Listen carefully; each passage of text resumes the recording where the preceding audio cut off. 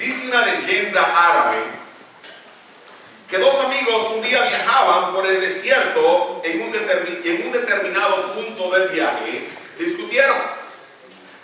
El otro, ofendido, sin nada que decir, escribió en la arena: hoy mi mejor amigo me pegó una bofetada en el rostro. Siguieron adelante y llegaron a un oasis donde decidieron bañarse. El que había sido bofeteado y lastimado comenzó a ahogarse, siendo salvado por su otro amigo. Al recuperarse, tomó un punzón con el que se escribe en enlosados y escribió en una piedra: hoy mi mejor amigo me salvó la vida. Intrigado, el amigo le preguntó: ¿por qué después que te lastimé escribiste en la arena y ahora escribes en piedra? Sonriendo, el amigo le respondió: cuando un amigo nos ofende, debemos escribir en la arena, donde el viento del olvido y el perdón se encargarán de borrarlo y apagarlo. Pero cuando un amigo hace por nosotros algo grandioso, debemos grabarlo en la piedra y la memoria de nuestro corazón, donde nada podrá borrar. Gloria a nuestro Señor. Hermano, cuando pensamos en amistades, ¿en qué piensas tú? Podemos ir a la Escritura y encontrar grandes amistades en historias que podemos leer. Podemos leer la amistad grandiosa entre David y Jonatán. O podemos mirar la amistad grande que existía entre Daniel y sus tres amigos que fueron echados al pozo de león. Podemos leer, hermano, en la grande amistad que Pedro tenía con el Señor Jesucristo. La amistad tarda mucho en desarrollarse. Usted no hace un amigo profundamente de un día para otro. Es algo, hermanos, que toma años para desarrollarse. La amistad es una relación entre dos personas que nos une de forma especial, de forma profunda. Es interesante lo que la Escritura tiene que decir acerca de la amistad y lo que Jesús dice acerca de ello. En Juan el capítulo 15, Jesucristo está hablando y dice en el versículo 12: este es mi mandamiento, que os améis unos a otros como yo os he amado. Nadie tiene mayor amor que este, que uno ponga su vida por sus amigos. Vosotros sois mis amigos si hacéis lo que yo os mando. Ya no os llamaré siervos, porque el siervo no sabe lo que hace su señor, pero os he llamado amigos, porque todas las cosas que oí de mi Padre os las he dado a conocer. No me elegisteis vosotros a mí, sino que yo os elegí a vosotros, y os he puesto para que vayáis y llevéis fruto, y vuestro fruto permanezca, para que todo lo que pidierais al Padre en mi nombre, Él os lo dé. Esto os mando, que os améis unos a otros. Hermano, en estos versículos encontramos por lo menos 4 principios importantes y trascendentales acerca de la amistad. Número 1, hermanos, podemos ver que el amigo está dispuesto a obedecer lo que su amigo le pide, es decir, está dispuesto a pararse y hacer lo que su amigo le está pidiendo. Jesús dice: ustedes son mis amigos si hacéis lo que yo os mando, os pido. Hermano, y cuando un amigo nos pide algo y tenemos esa relación, por lo general nosotros estamos movidos a hacer lo que se nos pide. Hermano, nos dice número 2 que el amigo no oculta nada a su amigo. Dice la Escritura: todas las cosas que oí de mi Padre os las he dado a conocer. No había un secreto para con su amigo. Nos dice la Escritura número 3, hermanos, nos dice a nosotros aquí que no me elegisteis vosotros a mí. La amistad es algo a quien nosotros elegimos. Nosotros no podemos escoger los familiares, pero podemos escoger nuestras amistades. Es algo que hay que desarrollar, pero que nosotros tenemos que escoger. Pero hay un cuarto principio, hermanos.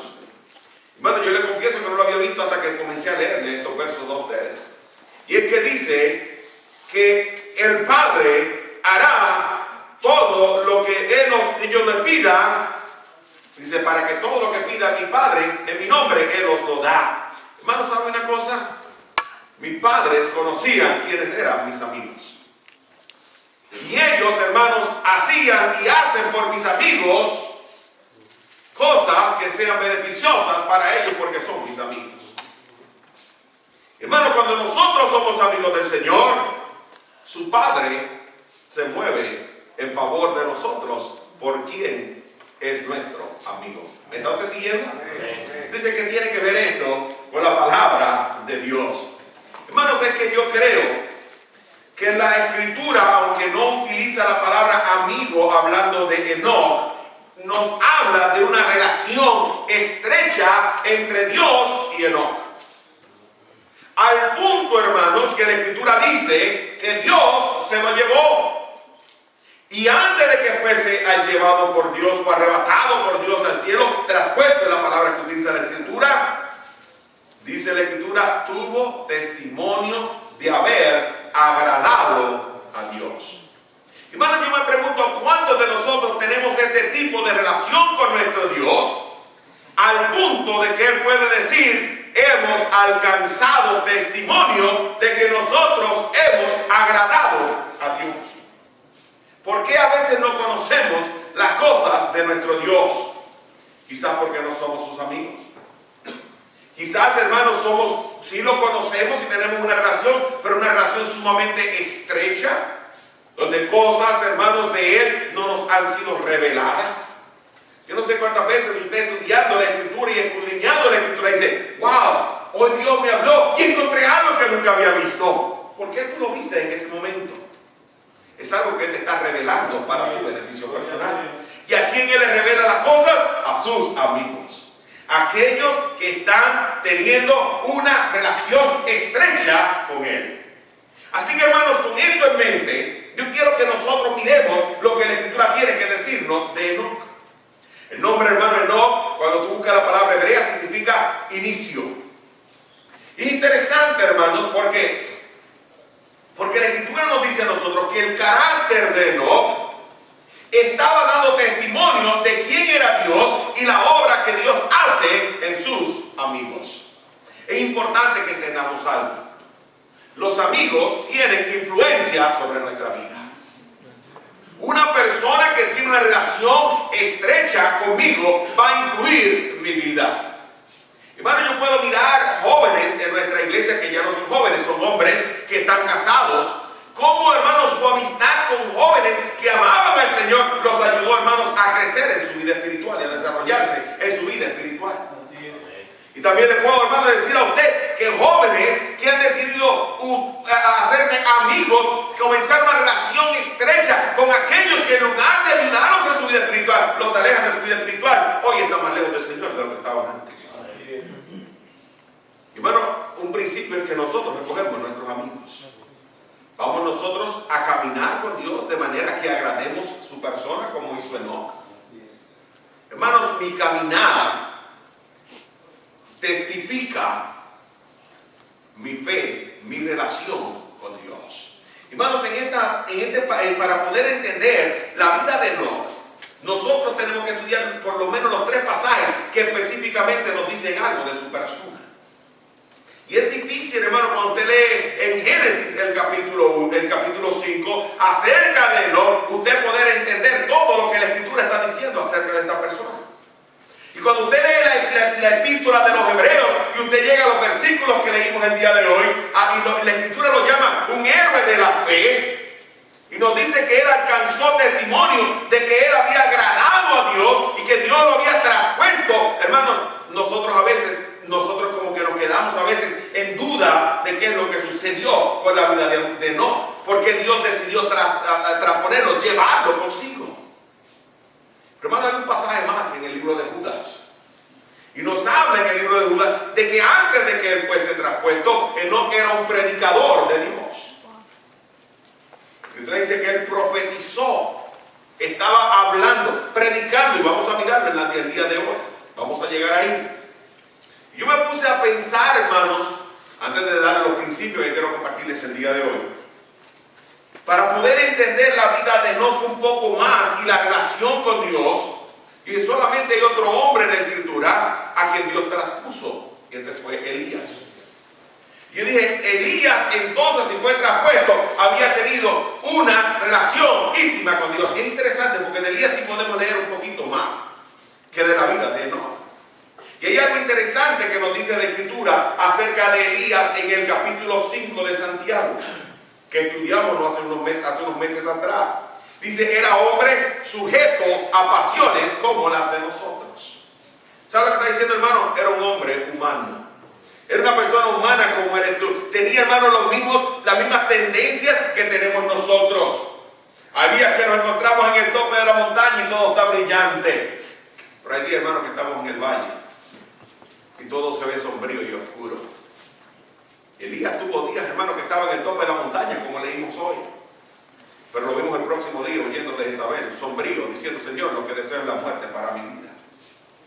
Y muchas veces, hermano, nosotros nos encontramos así como Elías. Tenemos, hermano, las mismas pasiones y las mismas dificultades que pasamos nosotros y atravesamos nosotros. Pero ¿sabe una cosa, hermano? Se agradó Dios de él. ¿Por qué? Porque Dios lo llevó con él. Y contestó la oración, porque, hermano, Eliseo le dijo, pide lo que quieras. Y Eliseo le dice, yo quiero que doble porción de tu espíritu repose sobre mí. Y dice la Escritura, si me ves cuando sea arrebatado, te será hecho, si no, no será. Y dice, cosa dura la que pides. Hermano, porque no era de él, era de Dios. Yo creo, hermano, que él y no tengo manera de probarlo, hermano, pero él dijo, si cuando yo sea arrebatado tú me ves, entonces te será hecho. Yo creo, hermano, que esto está hablando de que tengo que hacer la petición a Dios y Dios que la va a conceder. Y bueno, hermano, él tenía una relación con Dios a tal que Dios concedió la petición de Eliseo. Cuando usted lee la vida de Eliseo, hermano, doble porción del espíritu de Elías reposó sobre Eliseo. El doble de los milagros que hizo Elías los hizo Eliseo. Y el poder de Dios reposó sobre Eliseo a tal que las gente, los hijos de los profetas, cuando vieron a Eliseo, dijeron, el espíritu de Elías ha reposado sobre él. Ahora, hermanos, ¿qué es lo que podemos aprender de la vida de Enoc? Yo creo que los pasajes que nos habla la Escritura acerca de Enoc, en Génesis, en Hebreos y en Judas, nos manifiestan tres verdades contundentes para nosotros, los hijos de Dios, en el siglo XXI. Yo quiero, hermano, que lo miremos estas tres verdades, estos tres principios, estas tres bases que nos deben ayudar a nosotros en nuestra vida espiritual. El primero es, hermanos, si lo voy a dar los tres, después voy a expandirlos. El primero es que mi caminar con Dios testifica mi relación con Él. Es algo sencillo, no es una idea profunda, pero vamos a mirar lo que la Escritura está diciendo. El segundo es que mi caminar con Dios manifiesta la apostasía de los hombres. Es decir, cuando miras a un hombre que camina con Dios y mira la vida de un hombre que está no caminando con Dios, va a haber una diferencia muy grande. Incluyendo dentro del fuego de Dios. Y número 3, hermano, mi caminar con Dios es agradable a Él. Es decir, Dios se agrada de que yo camine con Él. Así que vamos a mirar estos tres principios, que son tres verdades, hermanos, sencillas, pero profundas a la misma vez. En Hebreos, el capítulo 11, miramos, hermanos, el primer principio, o la primera verdad. Por la fe, Enoc fue traspuesto, verso 5, para no ver muerte, y no fue hallado porque lo traspuso Dios. Y antes de que fuese traspuesto, tuvo testimonio de haber agradado a Dios. Es interesante, ¿quién testifica? ¿Quién es el que ve? La palabra testimonio implica de que alguien estaba observando, sea Dios desde el cielo, a Él hemos testificado, pero hermanos también a los hombres que están en nuestro alrededor. Y esto, hermanos, lo podemos mirar un poco más cuando vamos al libro de Judas. Pero es interesante, hermanos, porque nuestro caminar debe manifestar mi conocimiento de Dios en salvación. No puede haber una relación con Dios fuera de la sangre de Cristo. Así es. Ya lo miramos anteriormente en el capítulo 4, y fue el mensaje que leímos antes en los versos anteriores. Habla del sacrificio que manifestó la fe de un hombre que conocía a Dios. Y vimos, hermano, que Abel ofreció por fe más excelente sacrificio que Caín. Y hermanos, hablamos de que Caín entendía que había que llegar a su presencia y había que adorar y reconocer a Dios y traer una ofrenda vegetal, y hablamos de las ofrendas ofrendas. No hace mucho hablamos de las ofrendas, pero la ofrenda vegetal, cuando vemos la enseñanza en el libro de Levíticos, era una ofrenda que siempre iba acompañada de un sacrificio ¿de qué? De sangre. Porque el sacrificio que nos limpia a nosotros de nuestros pecados para poder adorar a Dios o presentar a Dios cualquier otro tipo de ofrenda es un sacrificio de sangre. Dice la Escritura en Hebreos capítulo 9, dice, y casi todo es purificado con sangre, y sin derramamiento de sangre no hay remisión, no hay limpieza de pecado. Obviamente Enoc, que es séptimo del dianar, dice la Escritura, entendía el principio de que para adorar a Dios, para agradar a Dios, primero tenemos que entender que hay que llegar a Dios a través de la sangre. Eso es un dado. Ahora, el caminar, hermanos, es la manifestación en nuestras obras de que nosotros hemos llegado a Dios a través de la sangre. En Efesios el capítulo 2, por gracia sois salvos por medio de la fe. Esto no de vosotros, pues es don de Dios, no por obras, para que nadie se gloríe. Pero ¿qué nos dice? Porque somos hechuras suyas, creados en Cristo Jesús para buenas obras, las cuales Dios preparó de antemano para que anduviésemos en ellas. No hacemos obras para ser salvos, pero la manifestación de nuestra fe, la manifestación de la vida de nuestra fe en las obras que nosotros hacemos. Hablamos de esto cuando estudiamos Santiago, el capítulo 2. Si usted no lo puede recordar, hermano, busque los mensajes, están en YouTube, estamos subiéndolos a seminarios, escúchelos otra vez. Los principios no están independientes, renglón de renglón, línea sobre línea, un poquito aquí, un poquito allá. Es importante que lo entendamos. Y la Escritura nos dice a nosotros que obviamente no era un conocimiento intelectual, no fue un conocimiento histórico, era un conocimiento vivo, era un conocimiento verdadero, era un conocimiento real, basado en la fe, basado en la confianza, entendiendo que había que llegar a Dios a través de la sangre. Hermano, mi caminar con Dios se entiende o manifiesta si yo verdaderamente he sido lavado en la sangre de Cristo o no he sido lavado en la sangre de Cristo. Yo puedo tener un conocimiento intelectual y puedo recitarte todo lo que tengo que recitarte, pero si, hermano, no lo practico, no lo vivo, debo de examinar mi vida con Dios. Nos dice la Escritura también, hermanos, que el caminar del creyente prueba mi conocimiento del carácter de Dios. Y ahí es que voy a mirar un momento la vida de Elías. Porque, hermanos, cuando nosotros nos ponemos a pensar ¿qué conocía Enoc de Dios? Bueno, en Judas, en los versículos 14 dice, nos habla un poquito de lo que él profetizó de Dios. Pero, hermanos, la profecía nos habla acerca del juicio, del carácter de Dios, de que Dios juzgaría a los apóstatas. Y yo voy a llegar en unos momentos a estos versículos. Pero, hermano, tenía que haber un conocimiento más allá que este conocimiento de que Dios juzgaría a los apóstatas. Hermanos, nos dice la Escritura, cuando pensamos en Elías, el otro hombre que fue traspuesto, que fue, hermano, llevado por Dios. Esa palabra es importante, hermano. La palabra traspuesto significa transferido, transportado, cambiado de lugar. Hermano, nosotros podemos mirar la vida de Elías.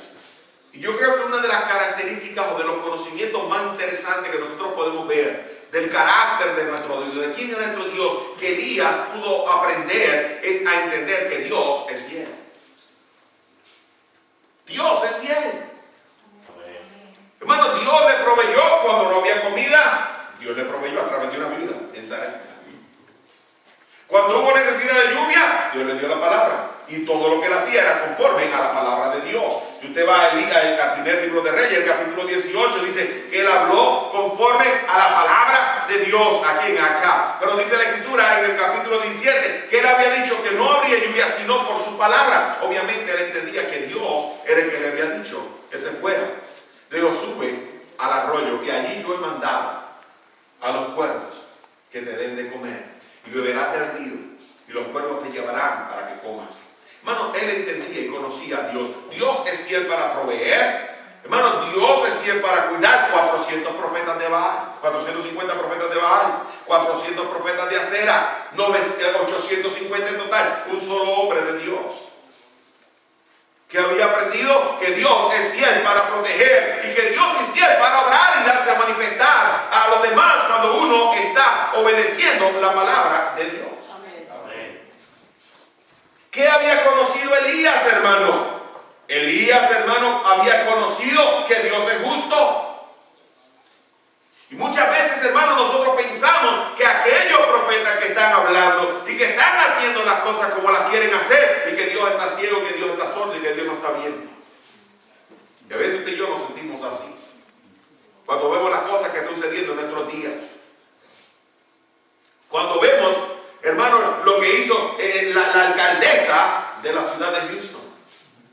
Cuando vemos, hermano, lo que sucede en el estado de Ohio. Cuando vemos, para que no se nos vaya más lejos, lo que está sucediendo en el estado de Carolina del Norte. Sí. Tratando de obligar a los jueces a casar a personas que son del mismo sexo. Sí. Hermano, Dios no está ciego y Dios no está sordo. Dios es paciente. Dios es paciente. Pero Dios va a juzgar. Dios va a juzgar conforme a su palabra. Ahora, hermano, tengamos cuidado. Tenemos que tener nosotros compasión y tenemos que tener amor como Cristo lo tuvo.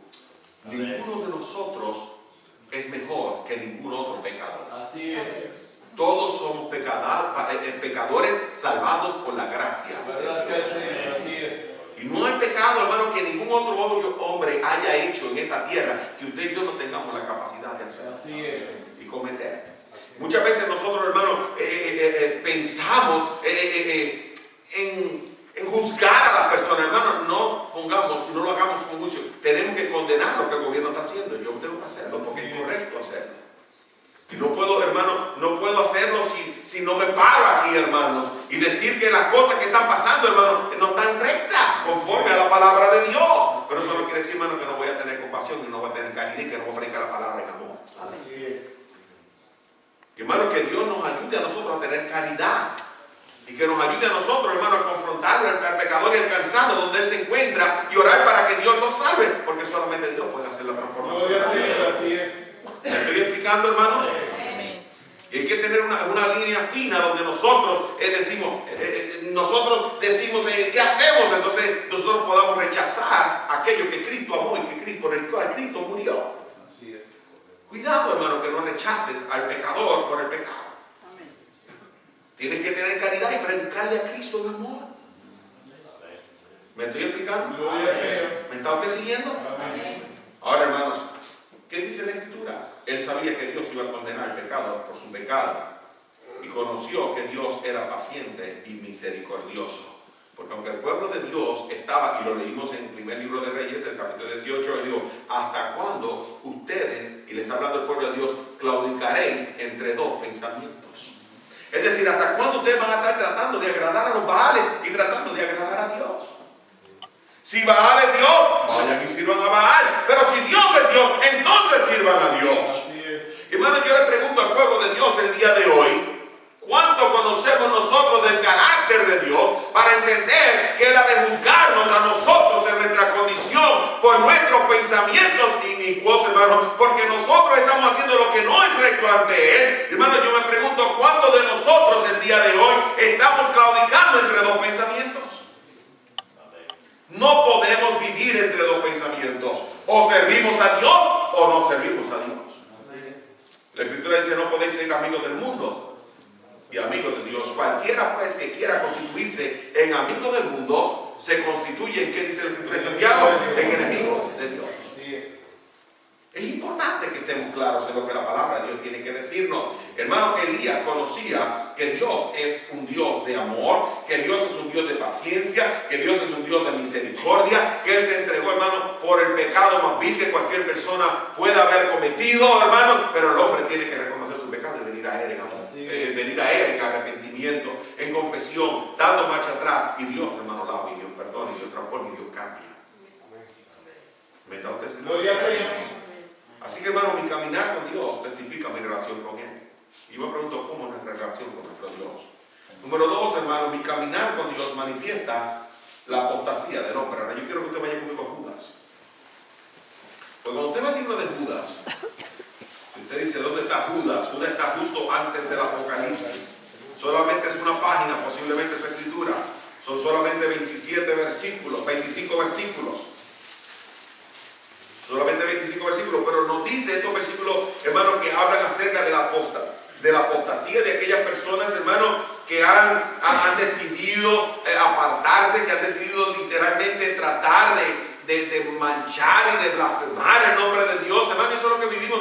había apostasía en esta nación. Vivimos apostasía en esta nación. ¿Y qué es lo que vemos en esta nación? Justamente lo que dice la Escritura, que estaba, mira el versículo 11, son aquellos que están siguiendo el camino de Caín, el hombre, una religión de self-indulgence, o sea, de una religión de obras, una religión, hermano, de obras. Dice, se lanzaron por lucro en el error de Balaam, una relación, hermano, una religión de dinero, de nosotros hacer lo que queremos, hermano. Y dice que vinieron en la contradicción de Coré, hermanos. ¿Qué dice la Escritura? Aquellos que tratan de usurpar poder, lo que nos interesa es el poder, el prestigio y manchar el nombre de Dios. ¿Crees tú que tú eres el único? No, hermano, no soy el único. Lo que dice la Escritura, Dios es el único Dios. Pero, hermano, nos dice la Escritura en el versículo 14, de estos también profetizó ¿quién? Que no. Séptimo desde Adán, diciendo, he aquí, vino el Señor con sus santas decenas de millares para hacer juicio contra todos y dejar convictos a todos los impíos de todas sus obras impías que han hecho impíamente y de todas las cosas duras que los pecadores impíos han hablado contra él. Estos son murmuradores, querellosos, que andan según sus propios deseos, cuya boca habla cosas inflamadas, adulando a las personas para sacar provecho. Pero hermano, está hablando de la predicación que hizo Enoc durante su tiempo que estaba en la tierra caminando con Dios. Y Enoc, hermano, en ese tiempo vivió 365 años antes de ser traspuesto. Dice la Escritura que vivió 65 años y engendró a Matusalén. Y después de que engendró a Matusalén vivió 300 años y caminó Enoc con Dios. Hermano, cuando comenzó a profetizar o a predicar, la Escritura no nos dice que él profetizó antes de ser traspuesto. Y es importante que entendamos, hermano, lo que la Escritura está diciendo. El mundo se había corrompido, estaba corrupto. Hermano, si tú lees el bisnieto de Enoc, ¿saben quién era el bisnieto de Enoc? Noé. Y llegó al punto, hermano, 3 generaciones después, que Dios dijo, ya no voy a contender en mi espíritu más con el hombre, lo voy a destruir. Lo voy a destruir. Y Dios destruyó el mundo con agua, dice la Escritura, con un diluvio. Pero hermano, 3 generaciones antes, hermano, 7 generaciones desde Adán, ya se había corrompido toda la tierra, hermano. Hermano, nos dice la Escritura a nosotros que él profetizó, él predicó. Hermano, se le estaba levantado como un pregonero. Y nos dice la Escritura que él profetizó, séptimo de Adán, y decía, he aquí, vino el Señor. Esa palabra vino es de la manera que está escrita, implica que ya es como si hubiese sucedido. Es una profecía algo futura. Pero cuando el hermano dice vino, es que es tan cierto en la manera que él lo recibió, que dice esto ya sucedió, es como si hubiese sucedido. Y nos dice la Escritura, vino el Señor con sus santas decenas de millares. Ahora, ¿cuándo viene el Señor en juicio? La primera vez que el Señor vino a este mundo, no vino en juicio. Vino para él recibir el juicio del pecado sobre su cuerpo. Vino a ir a la cruz por tu pecado y por mi pecado. Gloria a nuestro Señor. Él vino para reconciliarte a ti y a mí con Dios. Gracias, Señor. Pero la próxima vez que Jesús venga, no viene, hermanos, para morir en una cruz por tu pecado y por mi pecado. Así es. Dice la Escritura que la primera vez nació calladamente en un pesebre. Pero la segunda vez dice la Escritura, viene con voz de mando, con voz de arcángel y trompeta de Dios. Gloria a nuestro Señor. Hermano, no viene para que nosotros seamos salvos. Ya hemos sido salvos en la sangre de Cristo. Así es. Viene, hermanos, a buscar a los suyos y tan pronto los suyos son quitados, hermano. ¿Sabe qué pasa? El Espíritu Santo se va. ¿Para qué el Espíritu Santo se va? ¿Dónde vive el Espíritu Santo el día de hoy? ¿En el corazón de quién? Del creyente. Si el creyente no está aquí, ¿dónde está el Espíritu Santo? Así que, hermano, viene aquí la gente. ¿Y qué dice la Escritura que sucederá? 7 años de tribulación. Si tú miras la Escritura en el libro de Apocalipsis, tú Tú vas a encontrar, hermano, la tribulación que ha de esperarle a aquellas personas que no han recibido a Cristo en su corazón cuando Él venga con voz de mando, con voz de arcángel y trompeta de Dios. Es que Dios, Cristo no tiene misericordia. Hermano, no hay lugar en el mundo donde la gente no ha escuchado el nombre de Jesús. Hermano, los medios de radio, los medios de televisión, ahora hay redes de internet. Hermanos, ahora inclusive las iglesias hacen podcasts y automáticamente mientras están predicando está en el mundo. No hay lugar en el mundo que no se pueda ver en vivo el mensaje de la palabra de Dios. Hay oportunidades para que el hombre escuche la palabra de Dios. El problema es que el hombre no quiere escoger a Dios.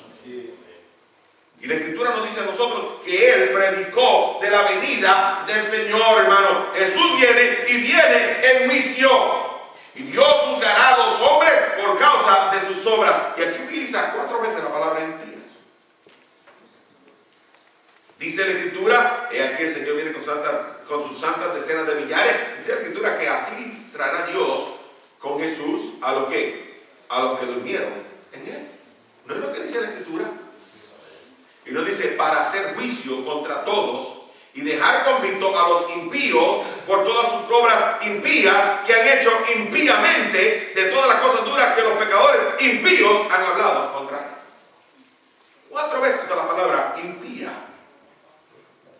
Es interesante, hermano, porque esa palabra la dice, las obras impías, están hablando de las obras irreverentes y malvadas. Sus obras son hechas impíamente. Indica, hermano, que ahora la intención es una intención malvada. Hay una agenda contra Dios y contra la palabra de Dios. Así es. ¿Cree usted, hermano, que es una casualidad lo que la mayor, la alcaldesa de Houston está haciendo, hermano? No es casualidad. ¿Cree usted que es casualidad inclusive lo que el presidente de Estados Unidos ha hecho, hermanos? No es casualidad, hay una agenda. Así es. Hay una agenda contra Dios, contra la palabra de Dios y contra los siervos de Dios el día de hoy. Así es.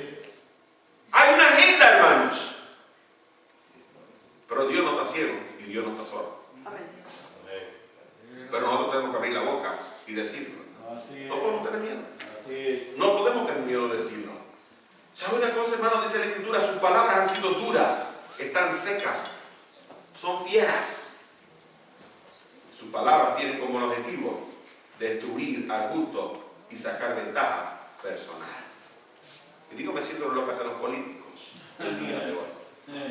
Destruir a los justos para sacar ventaja ¿qué? Personal, para continuar en el poder y enriquecerse o hacer lo que ellos quieran hacer. Así es. Destruir, pero hermano, es lo que vemos en el día de hoy. Dice pastor, lo que sucede hoy no ha sucedido nada más. No es lo que sucedía anteriormente. Así es.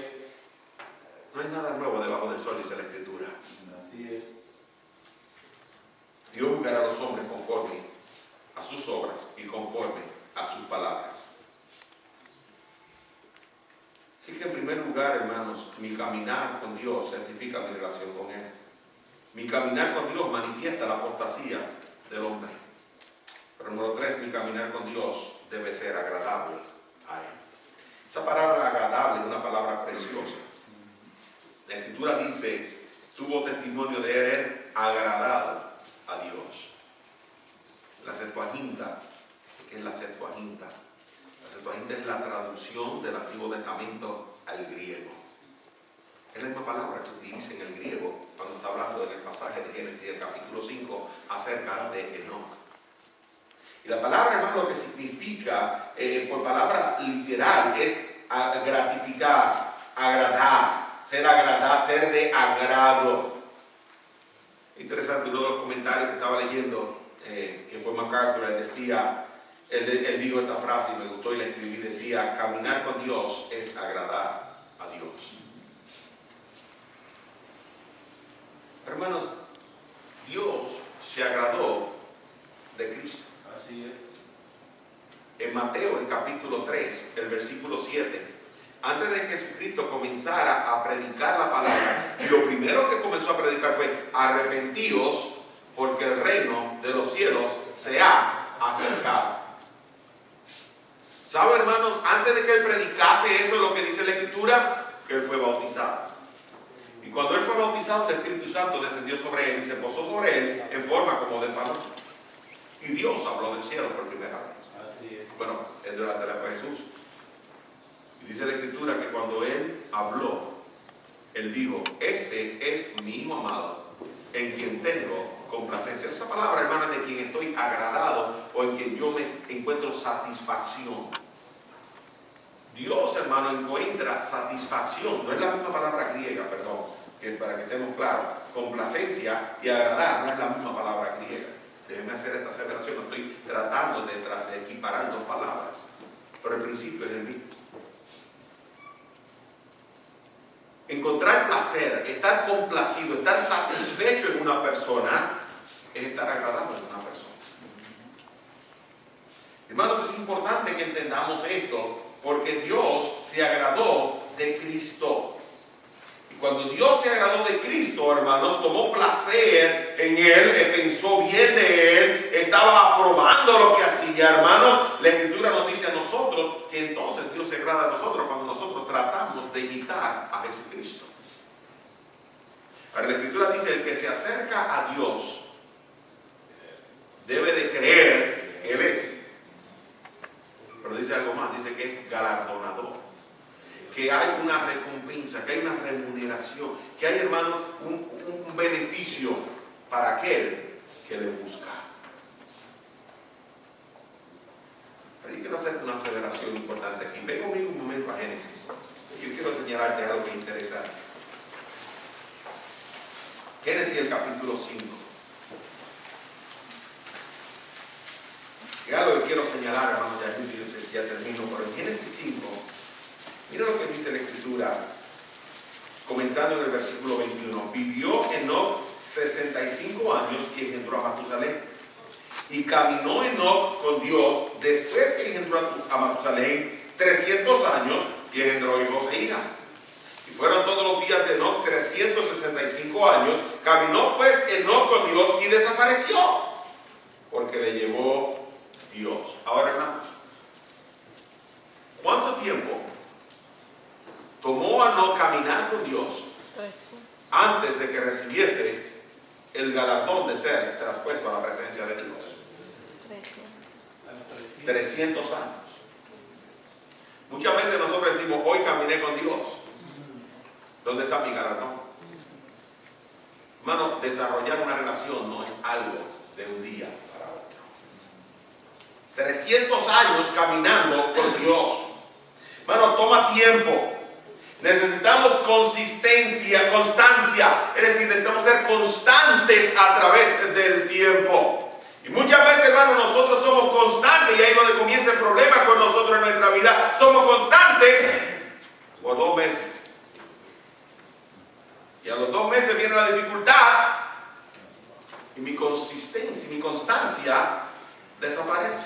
De momento comienzo a titubear, comienzo a caminar, comienzo a veces sí, a veces no. Hermano, Dios espera que aquel que ha de agradarse, de quien Él se va a agradar, de quien Él va a tomar placer, sea constante en su diario caminar con Dios. Hermano, tú no puedes caminar con Dios hoy en la mañana y mañana no. Necesitas caminar con Dios. Estés contento, estés triste, estés lloviendo, estés haciendo sol, estés en el tope de la montaña, estés en el valle de la sombra, hermano. No importa la situación en que te encuentres, hermano, Dios no cambia y tú necesitas ser constante en tu relación con Él. Así es. ¿Me está escuchando? Amén. Pero no solamente, hermanos, esos 300 años me dicen a mí que había constancia. ¿Sabe qué me dice a mí? Había consistencia. Ser igual y tener el mismo deseo de Dios. Hermanos, desarrollar consistencia en nuestra vida es difícil. No solamente desarrollar constancia, lo voy a hacer día tras día, sino desarrollar consistencia, voy a hacer lo mismo día tras día. Son dos cosas diferentes. Son dos cosas diferentes. Yo puedo ser constante y no consistente. Pero hermano, para ser consistente tienes que ser constante. Y Dios quiere que yo sea consistente en mi relación con Él. Yo puedo ir, hermano, hoy en la mañana de la presencia de Dios y en la tarde, hermano, porque no fui consistente a hacer lo que Dios no quería que yo hiciera. La persona consistente va a hacer lo que Dios dice día tras día, no importa lo que esté pasando y cómo sea la circunstancia. ¿Me estoy explicando? ¿Está usted siguiendo la palabra de Dios? ¿Entiende lo que Dios está diciendo? 300 años. Y nosotros pensamos que porque lo hicimos un año hemos hecho gran cosa. O porque llevamos 10 años hemos logrado gran cosa. Hermano, 10 años al lado de 300 años, hermano, no es nada, un 3%. Vamos a ponerlo de manera que usted lo coja. Llega un 3%, llega un menos, un punto 3%, llega un 1%. En matemáticas se me fue ahí. Hermano, ¿sabe lo que es esto? Wow. ¿Qué pasa con nosotros? Que estamos fallando de esa manera. Hermano, Dios espera que nosotros le agrademos. Hermano, una relación de confianza en Él, porque conocemos que Él es fiel, que Él nos ama, que Él tiene el poder. Hermano, una recompensa para aquel que le busca. Hermano, buscarle es la palabra que significa, hay varias aplicaciones y es preciosa, hermano. La palabra dice, es galardonador de aquel que le busca. La palabra buscarle quiere decir, sale a encontrarle. Sale a tratar de tener un tiempo de comunión y comunicación con Él. Pero no solamente se aplica a salir a buscarle, sino que investiga. Es decir, hay un deseo de conocer, de investigar más de ti. ¿Sabe qué más significa, hermano? Le reconoce quién es Él, sale a adorarle, a reconocerle quién es Él. ¿Sabe qué más dice, hermano? Es diligente en caminar detrás de Él. 4 usos para la palabra buscarle. Y yo creo que las 4 tienen aplicaciones para nosotros en nuestra relación con Dios. Nosotros debemos de salir a encontrarle. Piensa, hermano, cuando tú te enamoraste de tu novia, ahora los esposos, voy a hablar de los esposos. Tú salías ¿a qué? A buscarle.